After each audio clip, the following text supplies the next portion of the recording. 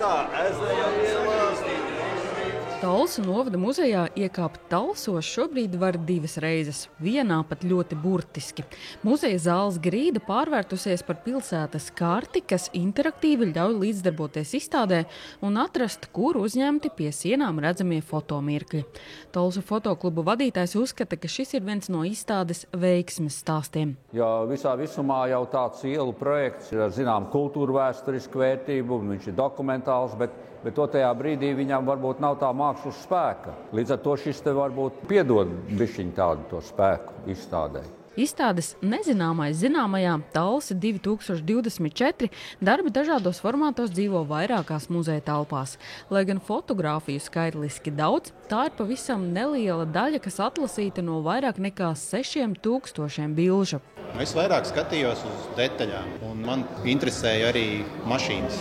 Jo es vienkārši paskatījos uz tām bildēm, kas bija bildētas pirms 20 gadiem, un tad es sapratu, ka tās mašīnas, kas bija tad aktuālas, un tā kā ko visi brauc, tās šobrīd vairs vispār uz ielām nav, un tad es arī mēģināju fotografēt mašīnas.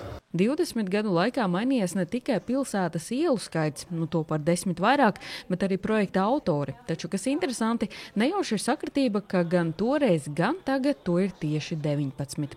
Ja lielākoties Talsu fotoklubs savas izstādes veido pats, tad šoreiz līdz ar viņiem 2 gadu garumā darbojies kurators. Uldis Petersons ir kurators ar pieredzi, viņš ir piedalījies Venecijas bienālē, viņam ir skatījums uz lietām savs un savādāks nekā mums.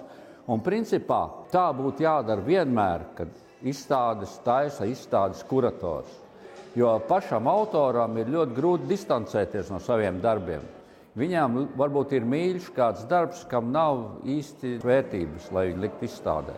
Ja fotografi vairāk gribēja parādīt ielas kā dzīves artēriju ar cilvēkiem, mašīnām, dzīvniekiem un citām interesantām detaļām, kas parāda, ka pilsēta elpo, tad kuratora vēlme bija akcentēt arhitektūru, ielu raksturu. Ja tā arhitektūra jau arī ir māksla.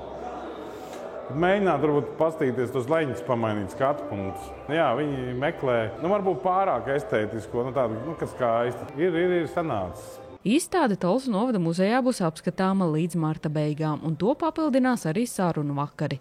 Bet kamēr apmeklētāji var meklēt nezināmo zināmajā, nodoties salīdzinājumam, atrast zudušo un neskarto, tikmēr pats Talsu fotoklubs jau sāks gatavoties savai 25 gadu jubilejas izstādē. Saneta Liepiņa, Terēza Matisone, TV9 Pakalni.